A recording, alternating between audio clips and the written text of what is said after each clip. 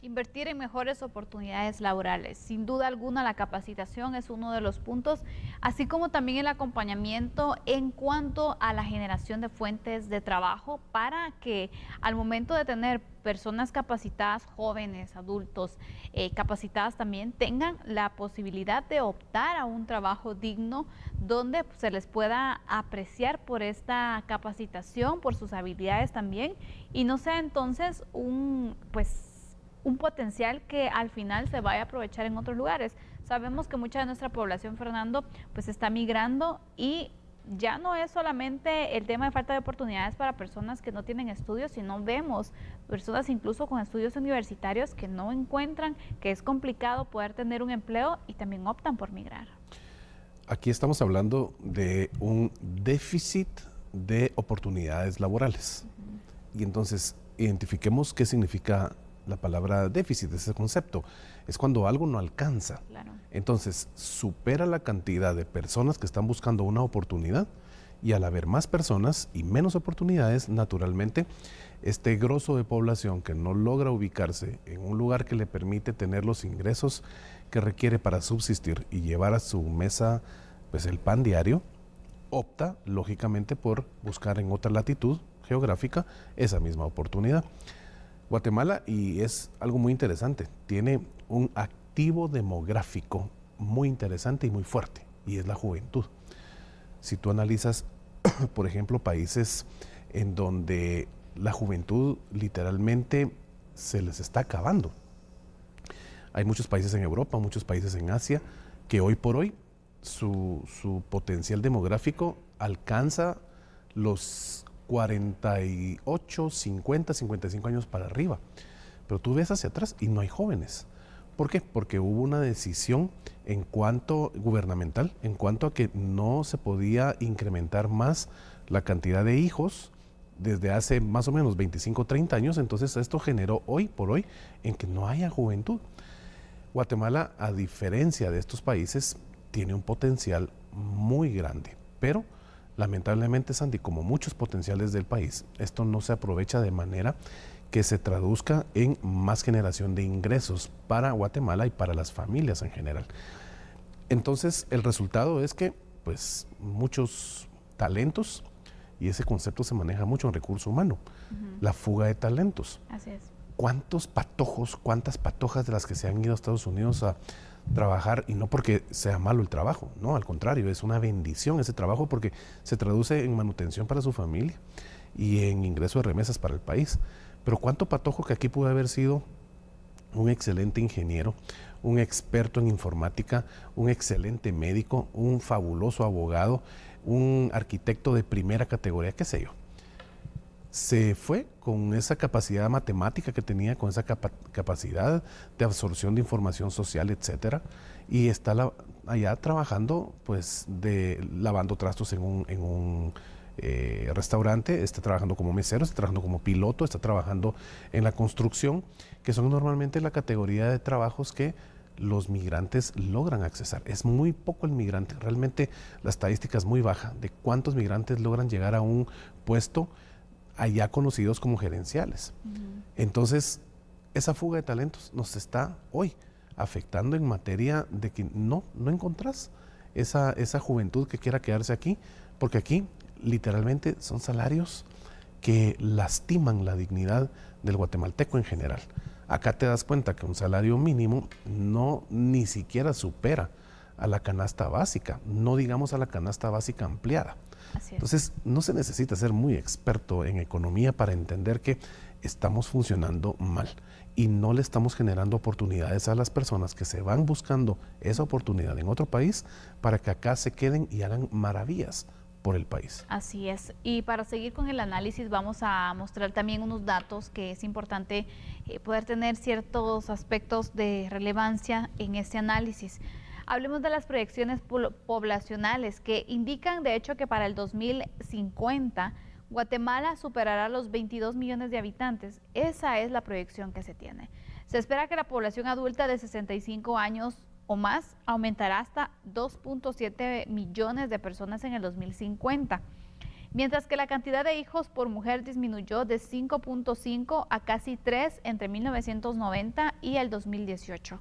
Se espera que la cifra incluso siga bajando y llegue por debajo del nivel de reemplazo para el 2030. Estas son las proyecciones que se realizan entonces como parte de este estudio. El flujo migratorio, hablemos del flujo migratorio de las personas guatemaltecas que se dirigen al exterior en constante y con una tendencia de crecimiento permanente en su volumen. No hay expectativa de que pueda disminuir esta situación por la realidad que estamos enfrentando. El número promedio anual de jóvenes migrantes se incrementó de hecho de 3.2 veces entre el 2002 y el 2018. Además, el 77.5% de las personas migrantes internacionales eran hombres. Según se da a conocer entonces, 77.5% de las personas emigrantes internacionales eran hombres. Son datos que resaltan de este informe que se ha presentado en cuanto a las proyecciones de población. Yo creo que aquí pues esto recalca la situación que estamos viviendo, Fernando, pero sí, es un punto que creo que todos nos hemos dado cuenta, ¿no? La falta de oportunidades que se tienen, lo necesario de poder ir capacitando incluso, pero capacitando en áreas técnicas donde puedas decir, bueno, aquí se necesita mano de obra en este sentido. Así es. Vamos a ir capacitando en este sentido, pero también de poder analizar también qué carreras ya no están funcionando, porque ahora existe una gran cantidad de carreras también y hay unas que se han quedado obsoletas que valdría la pena hacer un replanteamiento, poder actualizarlas y poder de verdad ir creando carreras que correspondan a nuestra realidad y a la necesidad que también se tiene de mano de obra en el país. Totalmente de acuerdo contigo. Mira, nuestro CNB, Currículo Nacional Base, que es la acción principal del Ministerio de Educación en función de qué se le enseña a los niños dentro de las aulas. Y esto es parejo para todos. El CNB lo ven de la misma manera en una escuela pública que está allá en Huehuetenango, como está un colegio privado aquí en la ciudad capital. El CNB es el mismo para todos. Sin embargo, acabas de mencionar uno de los puntos elementales, y es que Guatemala está tan atrasada en tantos aspectos. Pero en el sistema educativo, aquí a los niños se les sigue enseñando de una manera que se les recarga. Te podría mencionar varios colegios que conozco que dejan una cantidad de tareas a los niños, por ejemplo, que los pobres niños van terminando a las 9 de la noche, 9:30 de la noche. Y los niños a esa hora ya no son funcionales para entender qué están haciendo. ¿Quién para haciendo la tarea? ¿El papá o la mamá? Y con un estrés que genera violencia, que genera gritos, que genera de verdad una circunstancia de mala relación entre papá e hijo, mamá e hija. ¿Es por qué? Porque nuestro sistema es obsoleto. Realmente es un sistema obsoleto.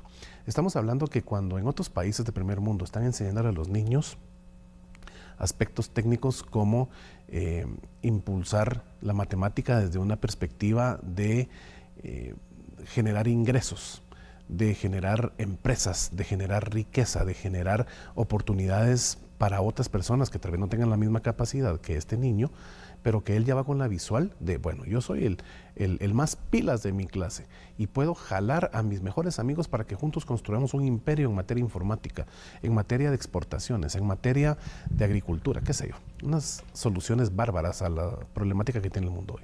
Pero en Guatemala y a nivel de Latinoamérica estamos todavía enraizados en sistemas educativos que de verdad no le dejan al niño mayores oportunidades. Tenemos un país en donde el inglés no es una prioridad. Solo desde ahí te explico de manera muy simple cómo Guatemala se cierra a lo que muchas veces hemos hablado, la globalización. Y Guatemala, al pertenecer a esa globalización, es el mismo país que le cierra las oportunidades a los niños que están estudiando a nivel de toda la República de Guatemala en el sistema educativo, porque no se les da la educación en el idioma que realmente hoy es pues reconocido en todos los países y utilizado para generar riqueza, que es este idioma. Entonces, no digamos cuando hablamos de un idioma como el mandarín, o que estuvieran explotando de alguna forma otras oportunidades para que se desarrollen en otras latitudes. Guatemala tiene mucho potencial, sí, pero toda vez estamos enraizados y estamos estancados en el mismo sistema que no nos deja avanzar y que nos tiene ahí con el pie sobre la nuca y no nos permite crecer, pues el país va a seguir siendo como es hasta ahorita. Y algo que me llamó mucho la atención de la intervención que teníamos hace un momento del entrevistado, y es cierto, 200,000 personas buscan anualmente ingresar al mercado laboral. 200,000, Sandy.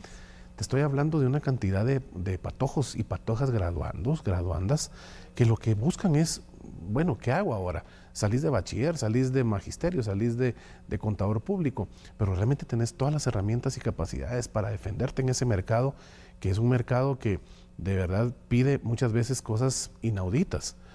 Si estás buscando tu primer trabajo y tenés 18, 19 años, te piden 10 años de experiencia, ¿verdad? ¿De dónde vas a tener 10 años de experiencia? Claro. Y cuando ya llegas con los 10, 12, 15 años de experiencia, ¿qué es lo primero que te dicen aquí en Guatemala? Señora, usted ya está muy vieja. Señor, usted ya está muy viejo. Entonces prefiero contratar a un patojo porque le pago el 60% menos de lo que le pagaría a usted.